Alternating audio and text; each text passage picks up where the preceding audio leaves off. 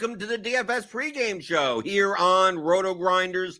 I'm Jordan Cooper, aka BlenderEd, Blender HD. If you want to follow me on Twitter. And it's Friday, September 9th. It's Fighting Friday. You know what we do on Fridays here. We talk about MMA. We got UFC 279. I think they're up to 279. Coming tomorrow, 6 o'clock Eastern at night. So we'll be talking about the MMA slate, 13-fight card. It's not that great of a card for a pay-per-view. I don't know why. We did a long 2-hour breakdown for premium members. That'll be posted soon. The MMA Ground and Pound podcast. Me, my H3 Buddha, Mike Brown, Liam. We break down every single fight. If you wanted the fight breakdowns, you subscribe to RotoGrinders Premium. You get the combo premium. Click on that link in the description. Get $10 off your first month. You get all the content, all the tools. You get all the everything. And we break down the fights. But on this show, the freebie show, we talk a lot about ownership and combinatorics. We talk about the large field GPPs, what lineups to play, what lineups that will be heavily duped, what combinations will be heavily duped. So if you got any questions, you want to talk about it, type in the YouTube chat. Give me those the thummy thumbs. Give me the thumbs. Give me those too. Give me all of them. Good morning, Wata, Suki Singh, of course, the early pair. They're the early birds. The early birds are here. And Devin's in the chat. We got Devin all week. I got top class producers. I'm not saying that Steve isn't, but it's always nice when Devin's here. So I'll also be showing off some tools. Because like I did yesterday, MMA, you don't have that many options. It's very similar to NFL Showdown, right? There's 13 fights, there's 26 fighters. You spend $50,000, and you're not stacking a fight, right? There aren't as many combinations as you think, right? There's still tons of combinations, but you may have to leave money on the table, right? You don't want to play lineups that are going to be duplicated 100 times. Yeah, ideally, you'd play 150 unique lineups that are not duplicated and that have a high enough win equity in them. But that could be hard to find. So we're kind of aiming for maybe under fives, right? That's my aim. Like, how many under fives can I get in my lineup portfolio? So we'll be focusing more on that. Buster Ventura in 08 says the Stockton slap is coming. I don't know what that means. Do I have to Google that? Should I Google it? Is something weird going to come up if I Google the Stockton slap? I have no idea. Is that a reference to something? I don't know. I'm not sure. Please fill me in. I know they had a press conference yesterday that there was a fight. Nate Diaz and I think Darren Till got involved, or Kevin Holland had a knife or something. I have no idea. I have no idea what happened yesterday. All the fights are on though, right? They're doing the weigh-ins today. But for MMA, I always create my little spreadsheet. Right, my spreadsheet that has aggregated ownership, aggregated projections, metrics and everything, all the lines. These are from yesterday, so maybe some of these lines may have moved slightly, but I'll just use them for now. Just so I can get a sense of like which fighters are over-owned or under-owned in comparison to their likelihood of putting up 100+ points. Right, that's kind of what I'm weighing. Right, inside the distance, round one probabilities. Right, with their projection, with what's kind of a ceiling metric here. And then the ones that have higher scores are the ones that, compared to their ownership, are worth more in relative value. So that's why we see like Jalton Almeida, right? Chimaev is the highest projected fighter on the slate. I mean, the main event against Nate Diaz, he could have 12 takedowns. I mean, it's ridiculous. It's probably going to be around 66, 67% owned. But Almeida, I mean, he's a minus 700 favorite, and he's more than even money to win inside the first round. So his potential of scoring 100+ is nearly as high, but he'll be slightly less owned, right? About 40% owned. So that's why he comes up a little bit better. And then you go down the scale from here. So I use this in order to build lineups. So I know that my lineups are properly leveraged, right? The ones that are lower, like Kevin Holland, I mean, he's still plus 160 inside the distance. He's still fine. It's just that I have him as over-owned at 30%. Doesn't mean I can't play him in a lineup. It just means because his score is lower, his rating is lower, I need to make that up with other fighters, right? So I want like my lineups to have, a full rating of 6 or 5.5 or whatever it would be on the slate. And I use these numbers. I bring them into Lineup HQ, so I can even show you that, right? So I'm gonna download this. Let's see. Download. So I'll just do live. I could have done some of this beforehand, but sometimes I want to show how like simple it is and exactly what you do. Okay, so I'm going to save this to a CSV. Replace. Okay, I'm going to open this up. I gotta change the formatting because I gotta change the rating to FPTS, right? I have to change the ownership column. I probably should just change it in the sheet. So I don't even have to do this. Projected ownership is proj_own, right? I have to format that in a number format. So let's do that. I mean, you can't see that on the screen, but I mean, I'm doing it in Excel. So I'm going to format this ownership column so it's a number, not a percentage, and then change all of this, right? I probably should do this. I should probably put this in a sheet so I don't have to do this all the time because I don't mind viewing it as like a number and not a percentage. Just that in lineup HQ, the percentage means that it'll show as like 0.15 instead of 15, which is what I would want to show it by. So I'm going to put this all in 23, 26, 17, 17. And you'll see why we're going to have to put this in because I'm going to take it out from lineup HQ and put it into it. Or I could just do it from here. No, I don't even have to do that from lineup HQ, but I just want to show you. Right? Because some people look, it's like, oh, it's this is fancy stuff that you do in Excel. I can't do that. No, you can't. Trust me. Trust me. I'm not that great in Excel. So okay, I save this. Yeah, let me move it to the side so I could see the screen. And I'll go to lineup HQ and I'll just upload right here. Right, upload aggregate. You see that on the screen? Upload it. I choose my file. It's my MMA odd sheets file. Right, I could name it. I can name it whatever I want. A lot of times I name it Friday and the time.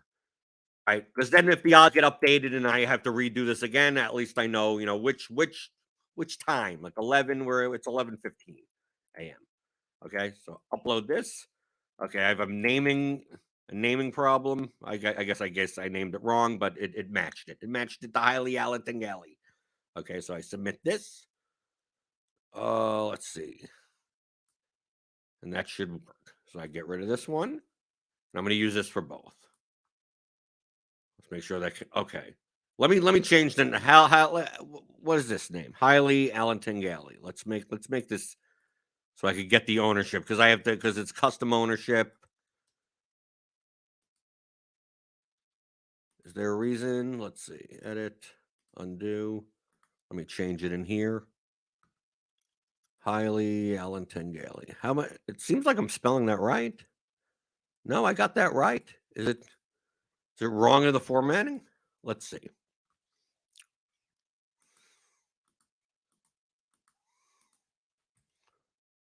Okay, let me just fix this. Highly Alatingali. File save. Okay, let's see if that makes a difference. I mean, everything's in. I could just type it in manually, so it doesn't even matter. Let me just make sure. Friday, 11:15 a.m. 11:15 a.m. Okay, there we go. We got it. We got it. We got it done. Okay, so there we go. We got the ownership right. We could even delete the one from before, right?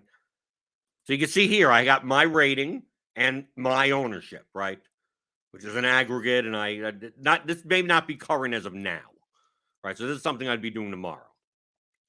So then I could build a lineup. It's like, okay, what's the lineup that has the highest leverage based on that rating, based on ownership versus whatever, right? Obviously, I'm going to get. Oh no, I don't even get a stack, right? Almeida, Collier, Dumont, Dawadu, yeah, well, it's a stack of this fight of Alton and Almeida. But let me build one lineup. Right, so it doesn't matter the salary. I'll build 5 lineups, whatever. So based on my rating as of right now, the highest leverage lineup, 6.06, Collier, Dumont, Jinglang, Linnes, Tululin, Turkali. And we can see the total ownership is pretty low. Right? But of course, this would be a large field, who knows what's going to happen type of lineup. Right? These are high variance lineups because like Anton Turkali is a humongous underdog. So you look here, like these would be the highest leverage lineups. Of course, they wouldn't include probably Chimaev or Almeida because they're very high owned. So it takes into account the ownership versus leverage. So let's say I did want to play Almeida in a lineup. Right, so what's the highest leverage lineup with Almeida? It has Diaz in it, obviously. Collier, Kudalaba, Weeks, Tallulah, Diaz. See, Kudalaba is going to be like 40% owned, but in this lineup, it makes sense, right? This is the lineups, not players type of thinking. So this is what I would do in lineup HQ.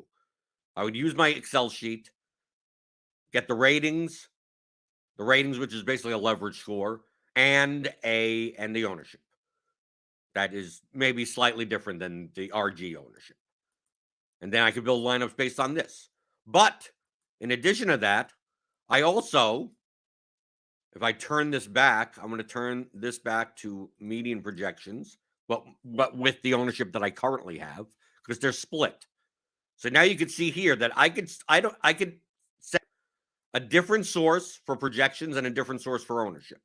So right now I have the MMA median cash, build type of, the median projections in for every fighter from RG, but the ownership from my spreadsheet. So I could do it that way. So what I'm going to attempt to do, we try to figure out what are the combinations that are going to be most used. Now, obviously, we could take a look at the ownership and we could see that, the most likely like cash lineup is going to it's going to have like Holland, Kudalaba, Chimaev, Chason, Erosa, maybe even Daniel Rodriguez, right? Because they're the most owned at this. Look at the ownership here. These combinations, like if you're going to play this lineup right here, Chimaev, Holland, Kudalaba, Alan Tingelli, Chiasson, and Erosa, like don't throw this in the large field GPP. This is going to be duped way too much, right? And normally, past shows, we had the combo calculator, right? We put it in and we could see, just estimate how many dupes or whatever. Well, we have a little bit more advanced tool now, right? We have a little bit more advanced tool. It's part of the theory of daily fantasy sports. The advanced players course, it comes with Excel tools. And one of those Excel tools is a duplication predictor. Based on the ownership product, as well as the salary range, it will estimate. It's very similar. It's just an advanced version of my combo calculator. Really all it is. So it's going to try to estimate like around how many dupes will this lineup have, right? Based on the ownership. Obviously, if your ownership is way off, you can't calculate it very well. Okay. So what I'm going to do is then I'm going to share my other screen and I'll show you. Share screen, entire screen. Okay, screen 3. Okay. So you would see here, I'm just sharing the whole screen. My head is blocking some of it, but whatever. I have a very wide screen. So we have dummy information in here, right? This is from Showdown yesterday, right? So I could go here, insert projections. You could just take this right out of lineup HQ. Like literally just match up the columns and you're good. And in this tool, you don't even need anything, right? You don't need anything other than salary, the ownership, and the players. Like you don't need anything else. So I could just cut and paste, right? The name column from my export sheet. Copy. I can put them right here. Paste. Right? So here's all the fighters. And I can just take the salary, cut and paste that also. Copy. And go right into the salary column. Paste. Done. And then I can go to the ownership column. Here's the projected ownership column.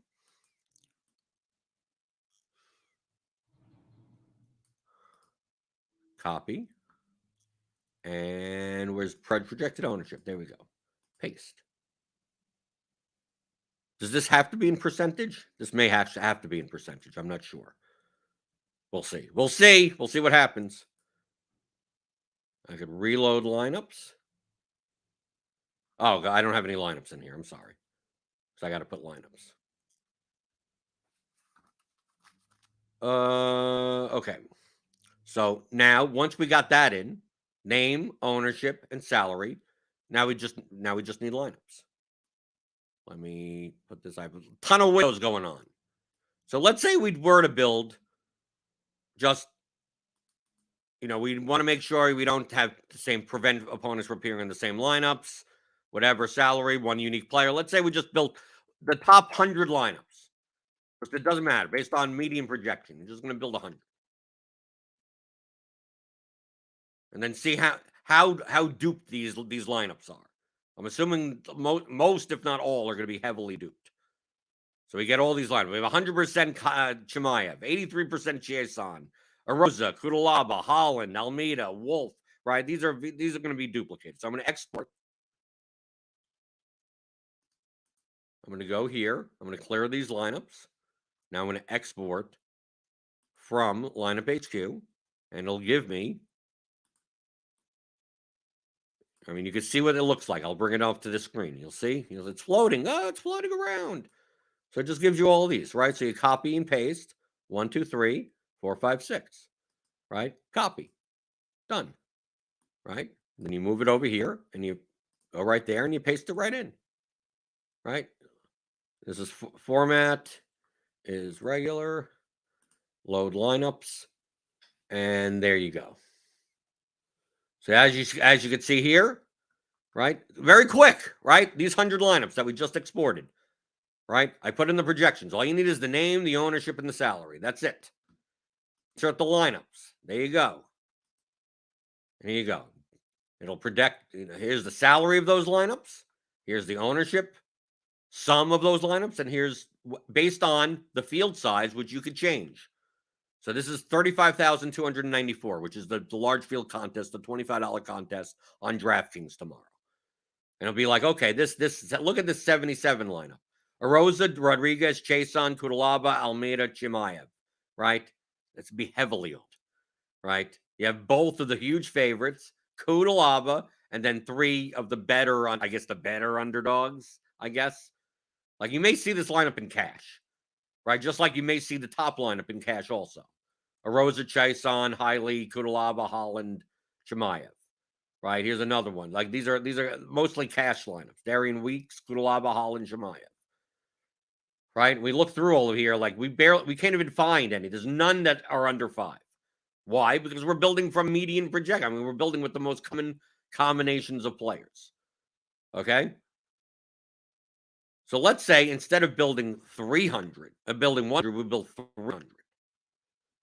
Okay? And let's force in lineups that are 48, maybe not even 40, 49, 9 and above. Like, really at the edge, right? Now, these are lineups that what we're trying to do is create lineups that we're not playing. Okay, so 49, 9. What ownership level are we looking at?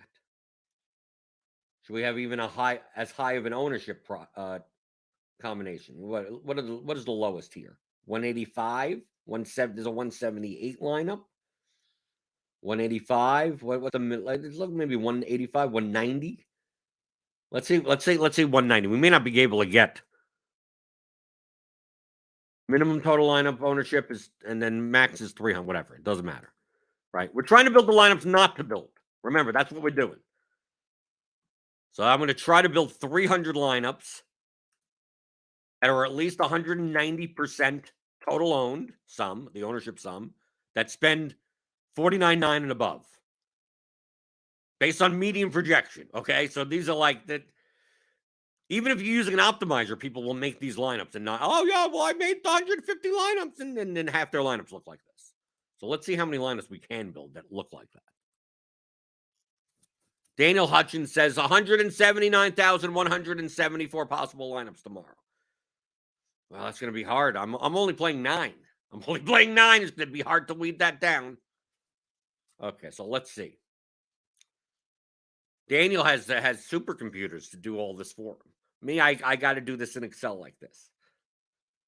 His computer, his algorithm figures all this out. He doesn't even know. I don't even know what the popular combinations are, but it'll figure it out. It'll figure it out. Oh, Daniel says he just does it in his head. Right. He's a robot. He's an android. Okay, so we're getting there. 240. I'm surprised it didn't break. I was like, okay, how many lineups could there be? 49.9 to 5,000 that have 190 total lineup on it. Oh, 241. Okay, it's gonna stop. Okay, so we'll get 241 lineups. They all have Chimaev in it. Okay, which is fine. Okay, so I'm gonna clear these lineups. Now I'm gonna export these 241 lineups. I'm looking for commonalities. That's the point. So then I could kind of like weed out groups and everything. So I'm going to copy these over. You'll see that right here. Paste, right? Paste. Very easy, right? Load it in. There you go. We got all the lineups here.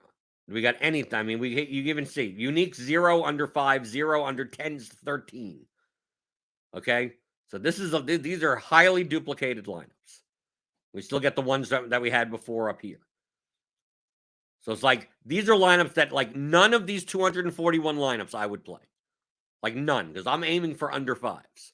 I mean, I'd love uniques, but I'm also aiming for under. I mean, these are all also 49.9, 49.9, 49. I mean, they spend most of the salary. They're highly owned, sum-wise. Okay, it doesn't matter. Some of these lineups I have like may have a lower owned player in it. Oh, it has a 15% owned, whatever. But I mean, it's still a combination. Very high owned. Okay. So obviously, you could use this tool to weed out lineups, but I mean, I'm purposely doing it to see what lineups are the most duped. Okay. And then what I'm going to do now is I'm going to take these lineups, right? I could even cut and paste right from here. Right. I just cut and paste. I mean, I could just do it from the lineups page, right? Even easier. Right. Copy. I'm going to go into the portfolio correlation matrix tool that we have. And as part of the theory of DFS course. I've already cleared the lineups. You don't need projections for this, because all it's going to do is see how correlated one player is to the other in a portfolio. So I'm going to paste in this right here. So I got them all in here. I'm going to load lineups into the portfolio assessment. This may take a minute.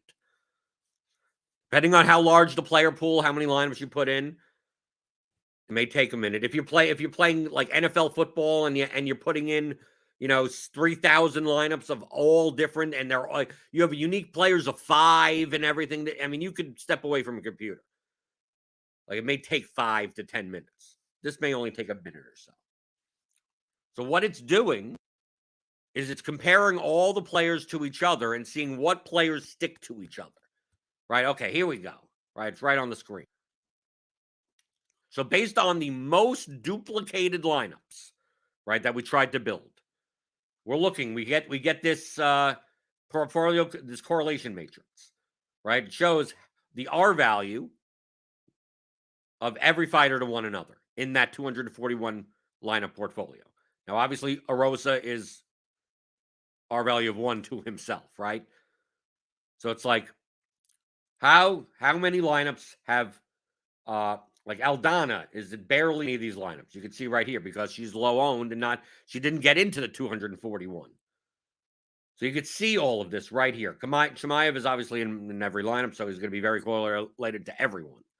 But instead of having to search through this portfolio correlation matrix and go, let me take a look at this combination and that combination, we list the combinations, right? The ones that are most together. So you see Chason and Chimaev, Kudalaba Chimaev, Erosa Chimaev, Almeida Chimaev, Rodriguez Chimaev, Chason Kudalaba, right? You can see here the R values and the number of total lineups and percentage of that portfolio. And then we can see the ones that are the least in this, right? Melissa Martinez and Chris Barnett. Not very correlated to each other in these 241 lineups. And then you could also look at the variance factor.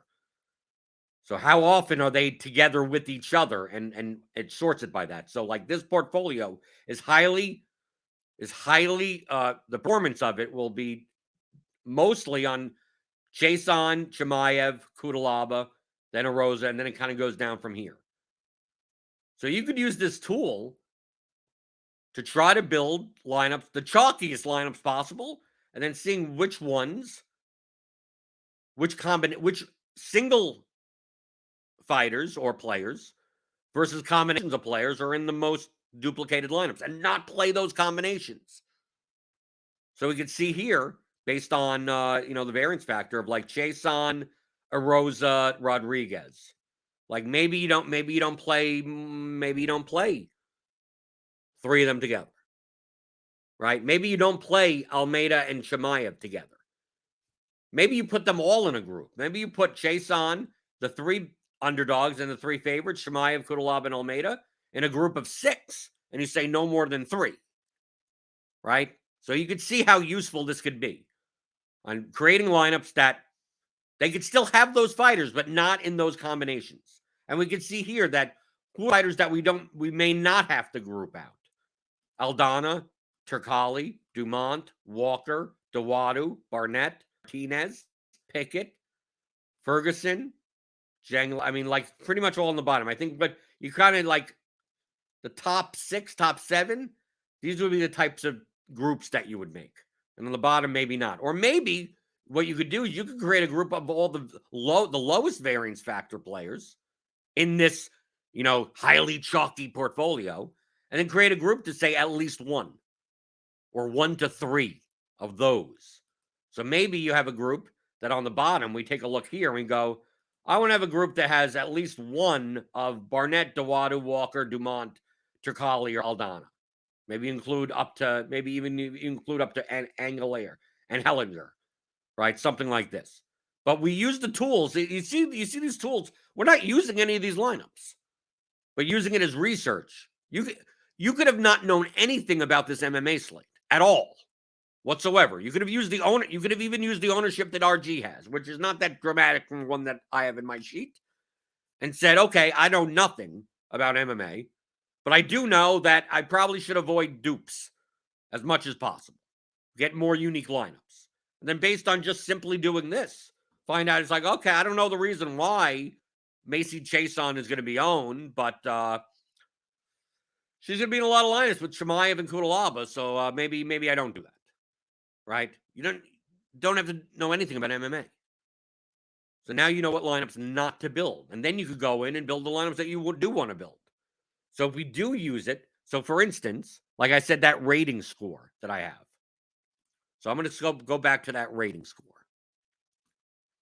Right? I'm going to switch over to that rating. Now that rating that I have in my spreadsheet is all based around leverage. It's all based around the higher they're rated, it means the better their better probability of scoring a lot of points versus their ownership.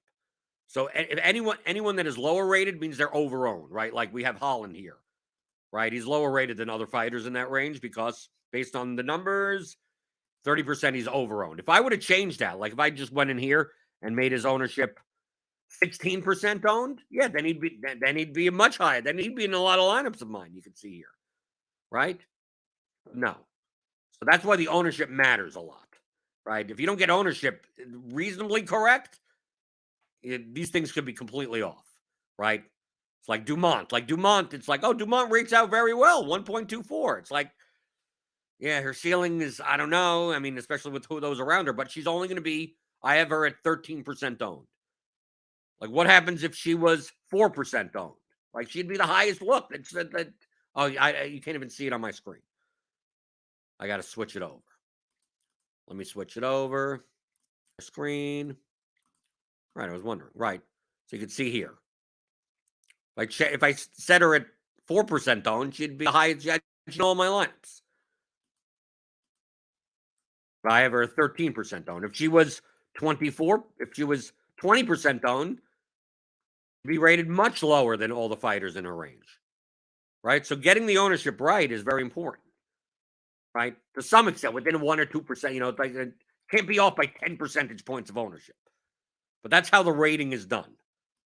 So technically, the lineups that have the highest rating overall are the highest leverage lineups. They're the highest EV lineups, not accounting for variance. Because they may have some low-owned guys in there that don't have that much of a chance, right? So you want to play 150 of those lineups? Well, that's up to your own risk tolerance. So I could go in here and I could build let's say I say the build rules. I'm gonna lower the salary to whatever, right? I'm gonna put a little diversity in, 2 unique players, right? I don't care about ownership at this because I've already adjusted. The rating already adjusts for ownership. And let's say I'm gonna build 150, just a sample build of 150 lineups. Then what does it come out? Maybe I set caps. Okay. Based on this, let's see what 100 comes out. Let's see, I'll do one build with 2 unique players, just based on the rating. Then take this output and then put it in the dupe predictor. So here's 100 based on my rating. Yeah, we're getting a lot of Collier, a lot of Anton Turkali, right? You'd look at this and you go, well, how much exposure do I really want? Do I really want 56% of my lineups to have Anton Turkali against Jared Almeida? Maybe from a risk tolerance perspective, you go, I don't want more than 20%. Right. So this is the type of thing of like, it has nothing to do with ownership against the field. Remember, the rating that I'm putting in already accounts for ownership. So I don't have to care about that. It's going to make the best lineups it can based on that rating. Now it's just a matter of how much risk do I want to take on? Do I want 55% Norma Dumont? I mean, totally fine. You can just play a lot of Norma Dumont lineups. That's absolutely fine. But maybe I don't. Maybe I only want 20%. Right? So you can go through. Do I want 45% Nate Diaz? No. I barely want any. Right? Maybe 10%. Right? If I do that, I take a look at like who do I not want to just rely everything on? I could bump up other people also. Right? We have Collier, we don't even have Chimaev's only in 15% of my lineups. And Almeida is in 25% of my lineups. Maybe I don't want to be that low on Chimaev.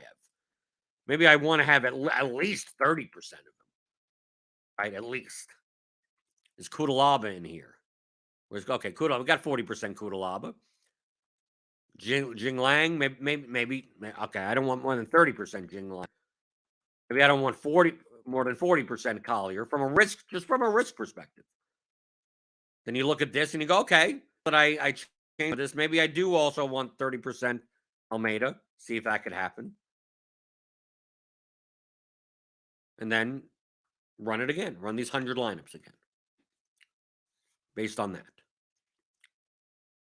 If you're running 100 lineups, it's large field, whatever. Now I want to see what types of lineups come out. Okay, so I'm getting a lot more Almeida, right? I get the 30% Chimaev. Barely getting any Holland or Chason or any of these guys. Okay. Do I want 60% Almeida? I'm about the field. Do I want that much Weeks? Maybe I'm like, okay, Tululian, I want 58%. Maybe I don't mind 30%. Maybe I don't mind 30% of him. Maybe I don't want more than half my lineups with Almeida. Right? You just take a look at this. Maybe I bump up Chimaev to 40. Look through. Maybe I want to be under on Kudalaba. Right? A little bit less of him. Maybe I want to make sure that I don't want to only have 4% of Kevin Holland. Maybe I want 10%. I still want 10% of Macy. Maybe still I want to make sure to have 10% of Daniel Rodriguez. Where's Arosa? Yeah, Arosa we're getting a plenty of anyway. But just, yeah, they're owned. Chris Barnett. Maybe it's like, do I want Chris Barnett in a third of my lineups? Maybe no. No, give me 20. Melissa Martinez. Do I want that much? No, give me 20. Tony Ferguson, maybe 20. There, I mean, like I'm just Vanessa, maybe 40 max, something like that.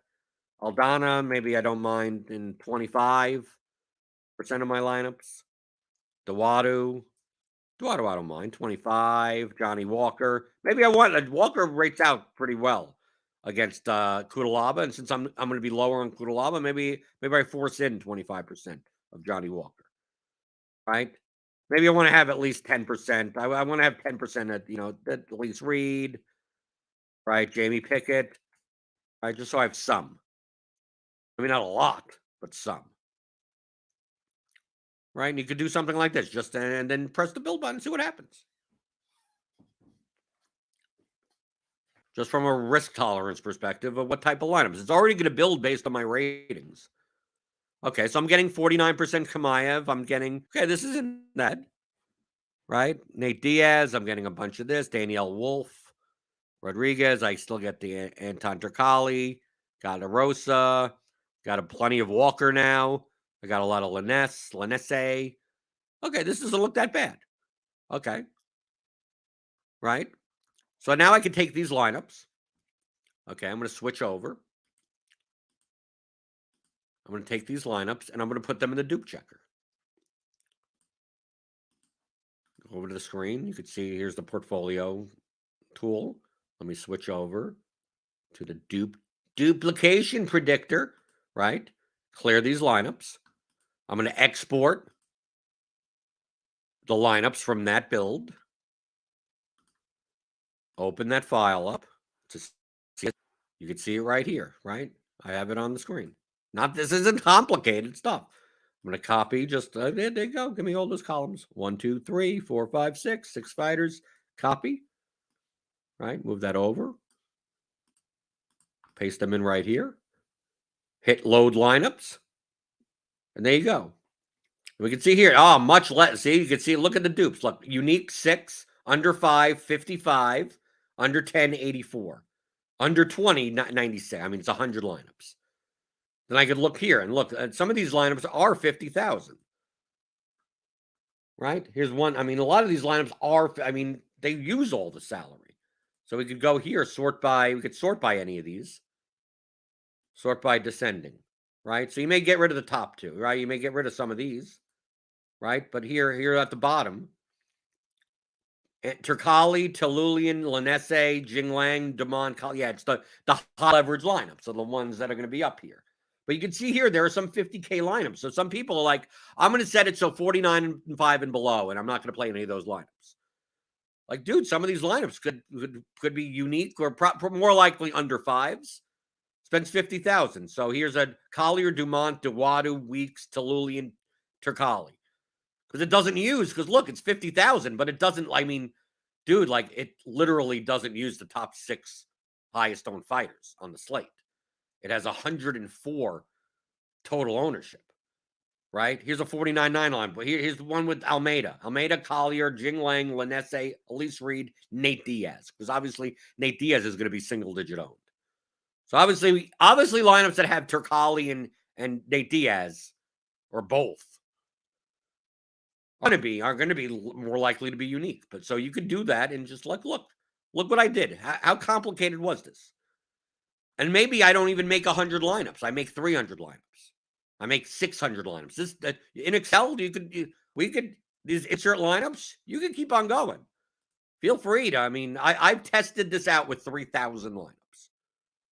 Now, obviously, it may take instead of that type of load, it takes 3 or 4 seconds. Same for the portfolio correlation matrix. Now you can put in 3,000 lineups into there, and if it very highly, highly diversified, that could take 5 to 10 minutes, right? That's the tool that takes the longest. But everything else is pretty quick, right? Within reason. Yeah, you may get the beach ball. You have to wait, 3 or 4 seconds for it to compute everything and show it to you. And then from there, you could just. There you go. Duplication. Just are you going to be duped enough? And you could also, let's say these lineups. You see these lineups here that we built from the beginning? This is for a field size of 35,294. Well, what happens if you're playing the 555 with 400 entries? Reload the lineups. Now most of these lineups, they're all fine. Right? 29 uniques, and the rest are like maybe they're duped once. Right? So that field size up there, you could do 35,292. Reload the lineups. Right? And now you get some of the ones that are more. Chimaev, Jinglang, Kudalaba, Linesse, Daniel Rodriguez, Arosa. Yeah, that sounds like a more heavily duped lineup. And then you could weed those lineups out. You could figure out with these two tools as part of the theory of daily fantasy sports. As I bring that up on the screen, right? As part of the theory of daily fantasy sports for advanced players, you could use those tools, not just for MMA. You could do it for anything, and go, okay, let me build the lineups that I think are going to be the most duped, that are going to be the most owned. Let's see what those combinations are. And then, if you want to, build groups so you don't play those combinations. And then build your lineups and weed out the ones that are more duplicated than others, right? Based on your risk tolerance. Obviously, the ones that are, you could play a lineup that's 47,000 today with both Turkali, Nate Diaz, and Tony Ferguson and Chris Barnett. It's not going to be duped. The likelihood of that being the winning lineup is also extremely low, right? I'm going to play the six biggest underdogs. That's going to be the optimal lineup. Like that's a very, very low chance. It could be one of your lineups, maybe, if you wanted to. But you're looking for ones that still have a reasonable chance of winning, of having 6 winners of high scores in the lineups. Daniel Hutchings says my tool should have been called the Dupe Master 3000 with the trademark in there. The Dupe Master. It's not that hard to build a tool like that. Let me just get it straight. This isn't like rockets. You could probably, I think James built it in, a basic version you could probably build in an hour to some extent. And then to have it do things for ease of use and everything, yeah, that takes a couple of more hours. But we've included it for those that don't have those skills, which I'm included, right? I've tried to build something like this, a dupe predictor, a dupe whatever, and most of the time, the naming conventions and everything, and things would break. Got to get div zeros and name the hashtag name. That doesn't work, and it's like it seemed like every time I was doing it, I had to hack through it for an hour just to get it to work for a specific slate. That I said, screw it. I'll estimate it. But James did it for me. Built the tool, so I could check lineups. I did this yesterday in Showdown. This is exactly how I built. I built 75 Showdown lineups in NFL Showdown yesterday. Of course, all the chalk won, so it didn't matter, right? What does it matter, right? Oh, well, yeah, if you have Allen, you have Diggs, you have Davis, you have Isaiah McKenzie, you got Cooper Kupp. You won. Congratulations, all 9,000 millionaires. Or that you didn't win $1 million. You won $1 million with the 800 of my friends, right? Daniel Hudgens says, we'll just wait until we get an MMA fighter named Luis Garcia. Well, that would be fine in MMA because there's no other Luis Garcias. But in baseball, yes, Luis Garcia, Will Smith, before, not now. But yeah, when you get those, Julio Rodriguez, there was 2 Julio Rodriguez, there was 2 Max Muncies. There's a Max Muncy from Oakland in a file, and that screwed everything up. Right. Once you get involved in all that type of stuff, then it becomes a pain in the ass. So we do it for you.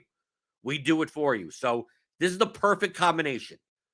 Okay? The perfect combination. Because in order to make the lineups and do all this, you're going to need Lineup HQ, right? To build the actual lineups. So go get a RotoGrinders premium subscription, combo premium. Do it for NFL, MMA, for everything that we got. We got no soccer this weekend, by the way, because the Queen, they cancel all the games. I don't have to wake up early tomorrow, so that's good. But we got soccer stuff also. So you click on that link in the description, get $10 off your first month. Okay? So you get that. You get a Roto Premium subscription, and then you get the Theory of Daily Fantasy Sports. Right? It's not just these custom Excel tools. I also teach you the advanced, how to play, right? 10-chapter audio course about how to use these tools. What are the concepts? What types of lineups should you be building with what types of contests? Right? All the contextual variables of DFS. And then you could use that for any sport. It doesn't matter. DFS is a game. The game theory of DFS doesn't change. The sports have different contextual variables, but outside of that, you're essentially playing the same game. So get that at theoryofdfs.com. Hit that thumbs up button on your way out the door, as my thumbs always disappear because of my green screen. My hands are gone. So hit that thumbs up button. Hit the notification bell to know when we go live. Got tons of content for NFL. I got an NFL show coming out later today with Tuttle. It's a premium show, so you got to sign up for RotoGrinders Premium. And we'll spend an hour talking about the game theory of the slate. Very similar type of conversation that we had today with MMA. What do the chalky lineups look like? How can we leverage against those chalky lineups directly?